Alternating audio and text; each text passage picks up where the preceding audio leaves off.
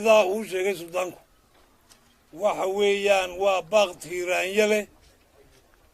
oo nabadeed oo aanu u diranno walaalaha dadka walaalaha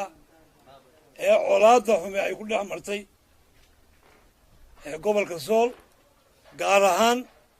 colaaddii ugu dambaysay ee dadka tirada badan ay ku dhinteen ee dhuumay waxaanu leenahay aad iyo aad iyo aad iyo aad baan uga xunnahay dhiiladaa ka dhacday meesha ee dadka walaalaha ee dhaliyo dhasheedees dhalay ku dhex timida shaydaanku ka adeegay intii dhimatay waanu uga tacseenanaa inta kale ee ku dhaawacantayna waxaan ilaahay uga rajaynaynaa inuu ilaahay si sareecana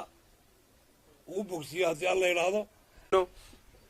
ilaahay waxaan ka baryaynaa dadkii halkaa ku dhintay in ilaahay u naxariisto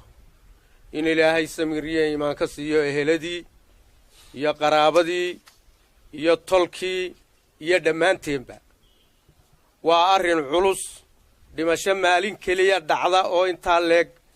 waxaan ka rajaynaynaa inuu dareenkaa fiicane islaamka adduunyadu ka wada hadlayso inuu maanta u aqbalo oo kii maaragtaa dhaawacanna ilaahay u sahlo kii dhintayna ilaahay u naxariisto fidmo dambena ilaahay inaga joojo waxaan dee shaydaan halkiisuu fadhiyaa waxaan ugu celcelinaynaa ayaan u baaqaynaa bal in aanin mar kasta ina xasuusinno nabadgelyada iyo wanaaggagu wuxuu yahay waxa dhacay waxaan weliga dhicin inuu yahay fool xun inuu yahay inta dambe badbaadadeeda caqligu ha shaqeeyaan walaal caqligu ha shaqeeyo garashadu ha shaqeyso waxa weeye ninka raggii waa maalintu ka talinaya weeye waa maalintu ka taliyo baaq wixii baaqaya dadka wixii haray uu badbaado inuu ka talinayo weeye waxaan leenahay haddaad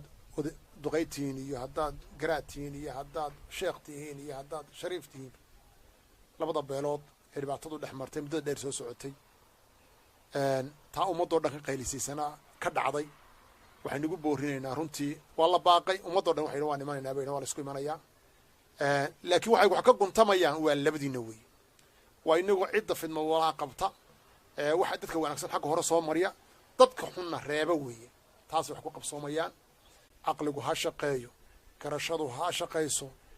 waxa weeye xuma taliska dib ha loo joojiyo wanaag taliska iyo ninkan caqliga xagga hore ha soo fadhiisto dadka wax magaratida dhibaatada ku dhacdayna ha la xakameeyo